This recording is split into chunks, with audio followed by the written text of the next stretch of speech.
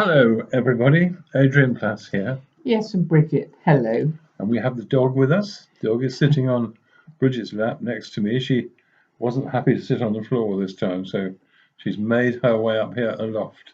Well, And she's now actually I think she'll be quite performed, good. yeah, she's performed with us just recently, a couple of She has times. twice. She's been on the floor as we spoke to groups of people, apparently quite happy. Yeah, problem Uh, is she obviously feels she now is the third very that's right. important member of Well, the I promise act. all listeners that if she had anything really important to say, I'll give her the microphone. Anyway.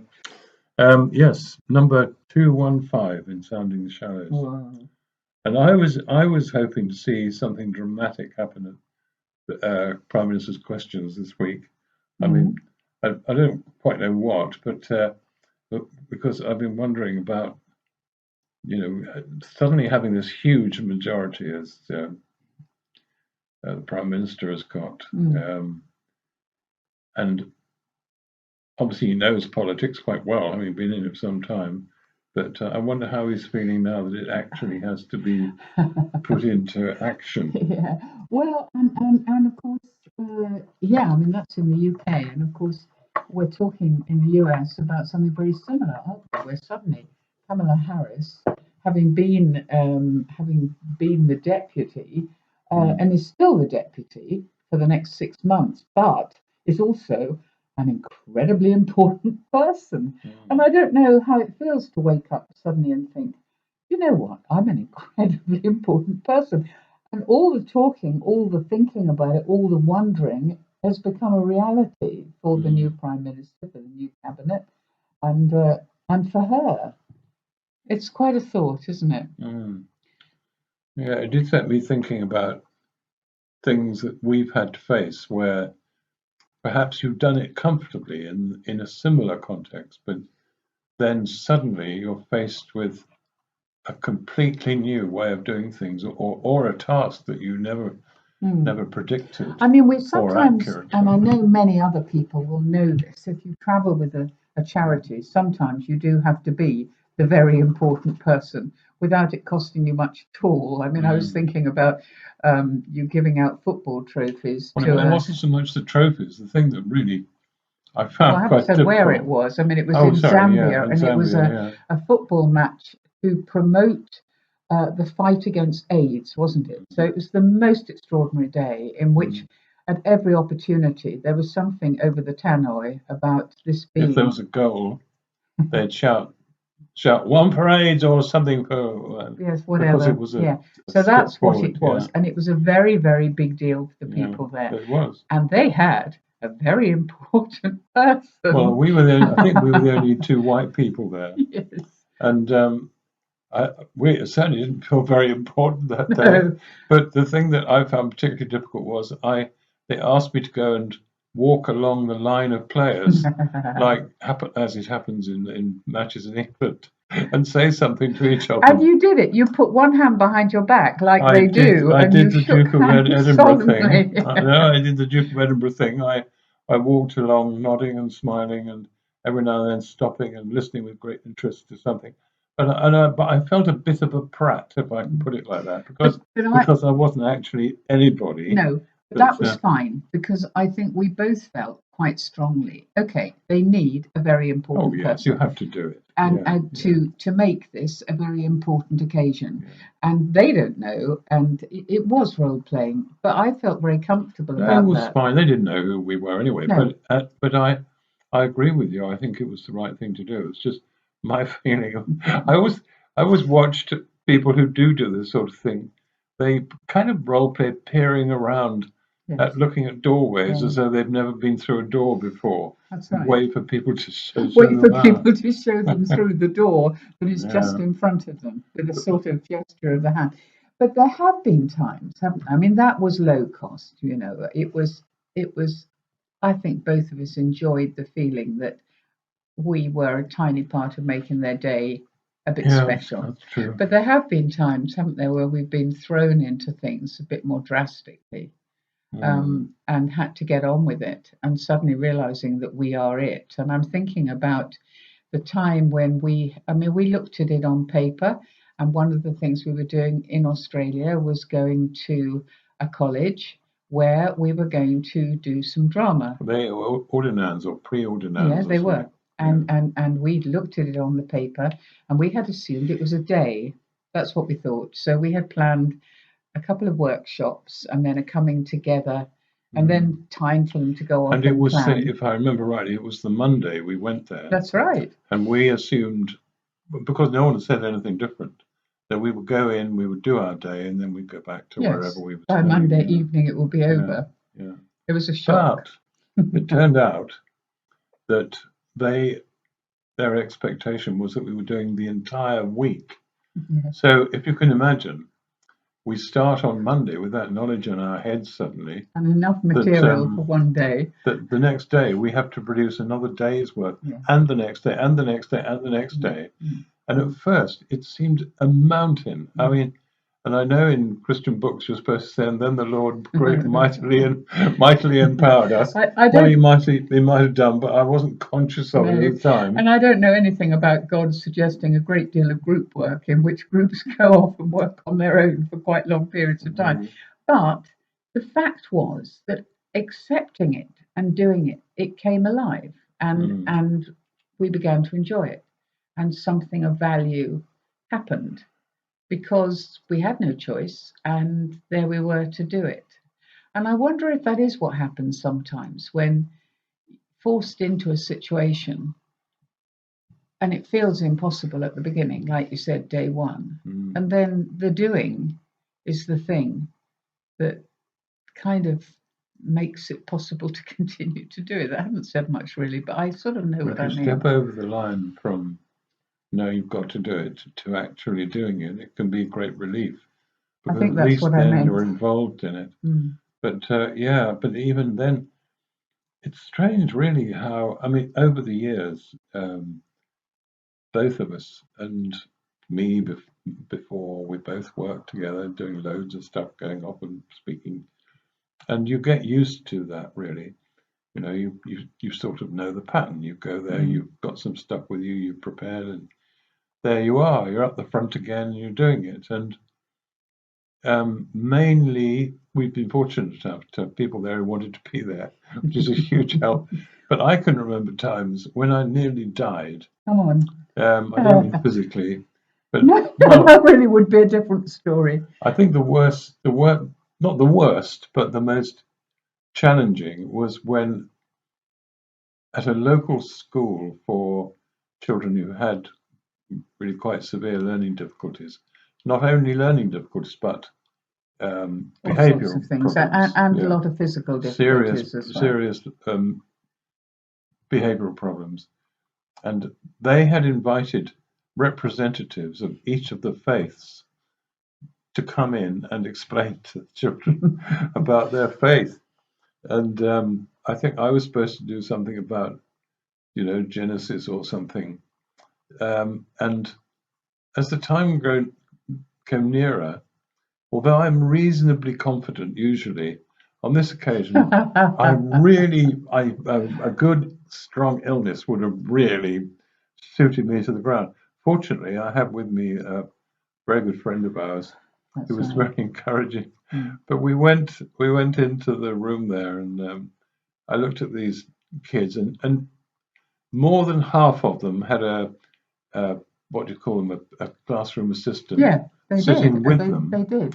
Because of the problems they had a key worker with them, with behaviour or with explaining what was going on. Yeah. And there am I up the front as a representative of the Christian faith, and the others some of the others had been and done their thing, and I don't know how they got on. But I looked at them and I thought, what on earth are you doing here? And what I remember was I had one idea, and if that idea... Can you remember what it was? Yeah, I know exactly what it was, because it was the only thing I could think of. And what was it? Right. Well, I said in fear and trembling, but trying to look like someone who's representing 2,000-year-old faith. I want you to imagine, I want you to think about this. Someone says to you, you see that door, if you go through that door, on the other side, you'll find loads of really lovely things.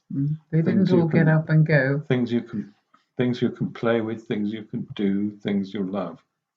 And I said, and so you go through the door, and it is very exciting, and you look at all the things, and then the person says to you, "Oh, by the way, you see that thing over there? Whatever you do, you don't touch that." And it might be something that looks really, really nice that you'd like to do something with or touch or something. But whatever happens, you don't touch it. Well, of course, I was trying desperately to talk about Eden and, the tree of life, knowledge of good and evil and all that. But I did hold them for long enough to just say that and to add something on the end.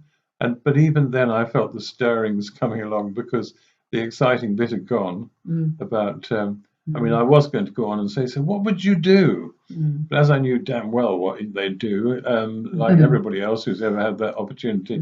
But the fear, what I was thinking was that the sheer fear of that. Why would I be so fearful about how I would present myself to that classroom of?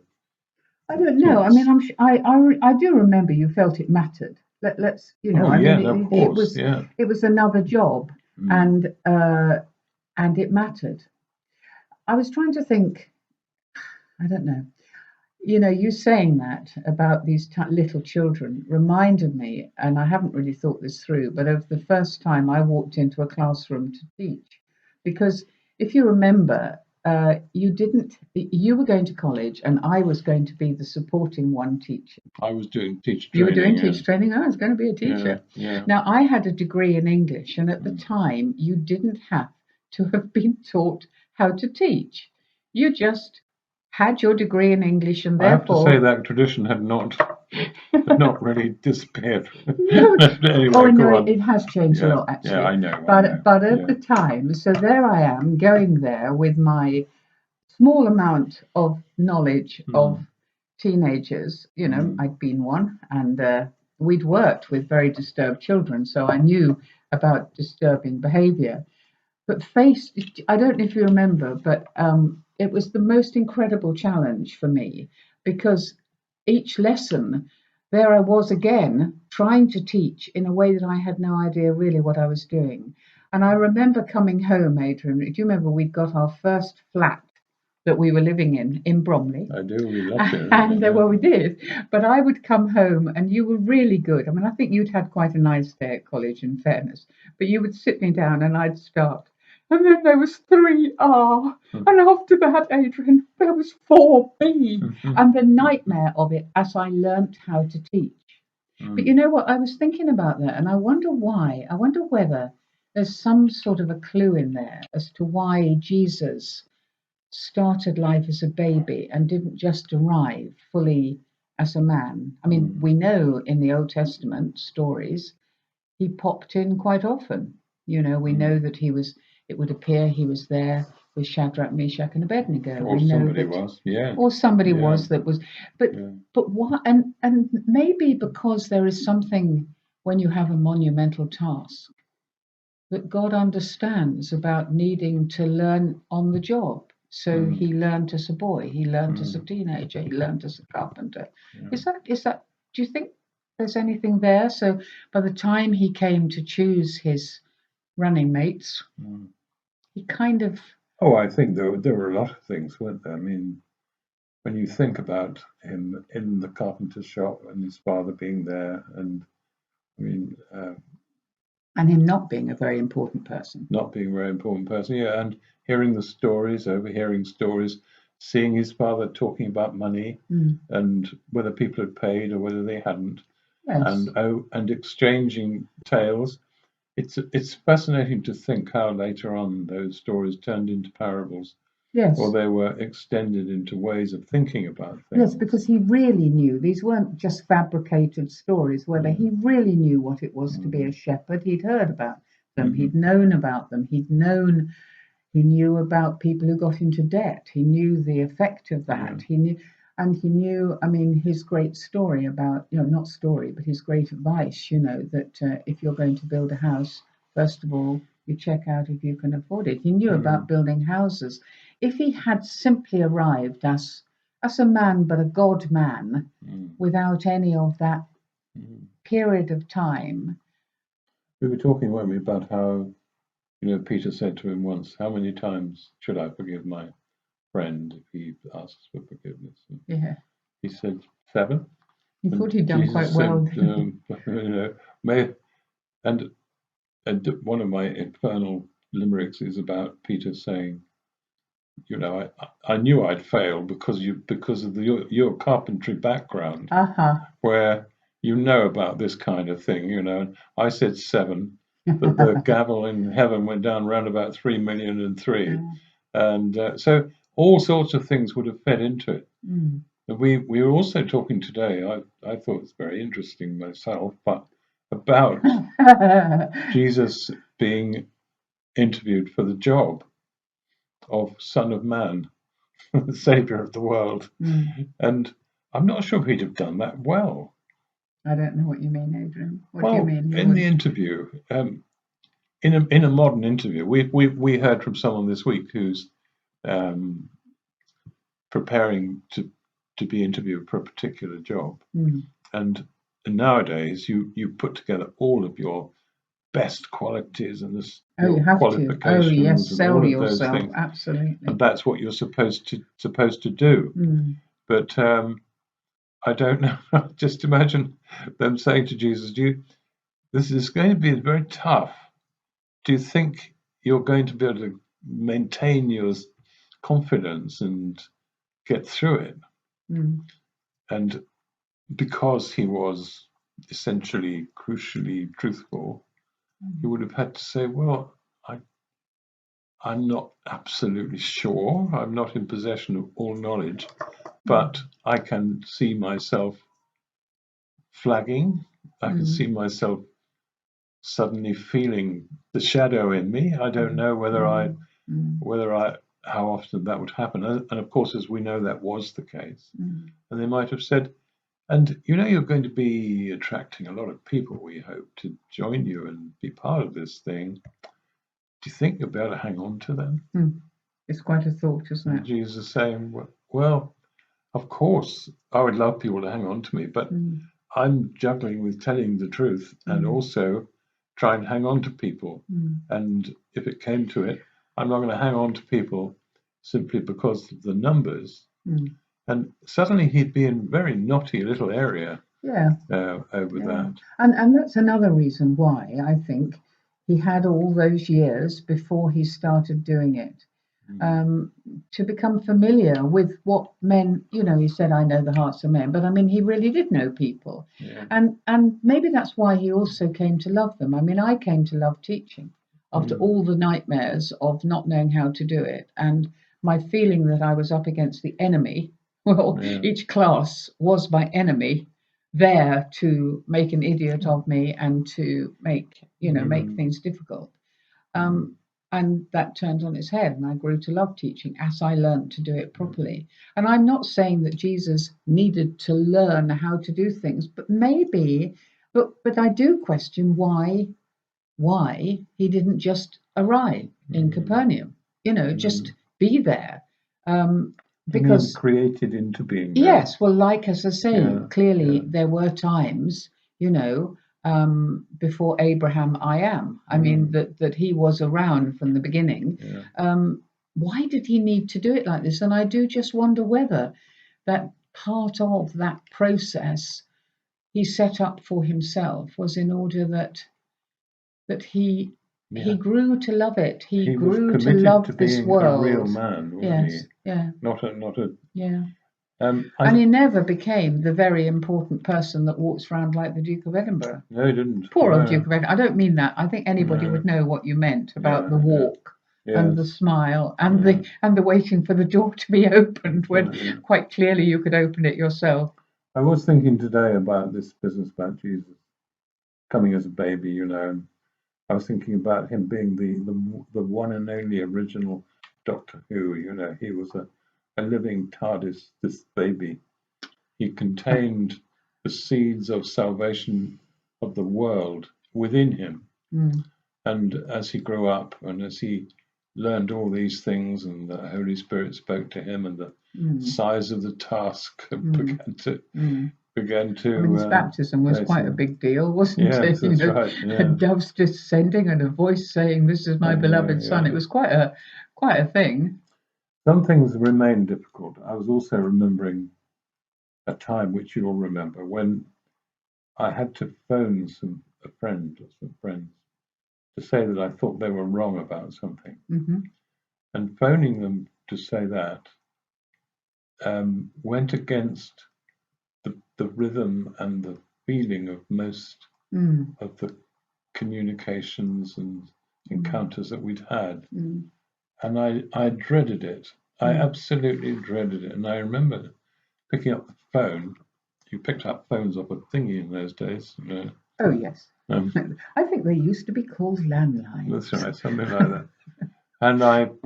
And I could hear my voice deteriorating as I spoke. So I began to speak. And I said, I want to say to you that I think you were wrong. And I think this is what you should do. And it was like hurting myself. And I think it was right. I wouldn't go back on it. But having the thought of working it out that I thought they were wrong and all that. It is what we're talking about, the difference between like the thinking, the thinking, the planning, the almost being sure that you are in the right. And I'm quite sure that the Labour Party with Keir Starmer and Kamala Harris, there's a conviction in them that they're in the right place. But the reality of that moment when you have to do something that challenges everything in you, whether it's small children who have learning difficulties, or it's the US Senate, or question time in House of Parliament. Not that different. Christianity doesn't give you the kind of assurance that people sometimes say it does.